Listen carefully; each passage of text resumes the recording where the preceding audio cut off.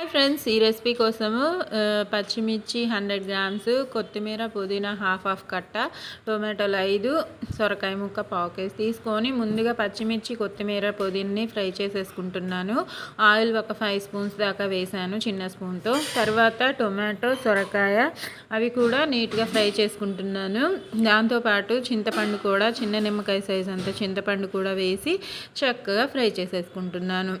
ఇలా మొత్తం ఫ్రై చేసుకున్న తర్వాత రోల్ తీసుకొని ముందుగా ఫ్రై చేసుకున్న పచ్చిమిర్చి కొత్తిమీర పుదీనా అవి దంచుకున్న తర్వాత అవి నలిగాక టొమాటో సొరకాయ కూడా వేసి నలిగేంత వరకు దంచేసుకొని లాస్ట్లో ఇలా ఉల్లిపాయ వేసుకొని చక్కగా దంచేసుకుంటే మన టేస్టీ పచ్చడి అయితే రెడీ అయిపోతుంది. వీడియోలో క్లారిటీగా ఉంది చూడండి. నా వీడియో నచ్చితే లైక్ చేయండి, షేర్ చేయండి, కామెంట్ పెట్టండి, సబ్స్క్రైబ్ చేసుకోండి.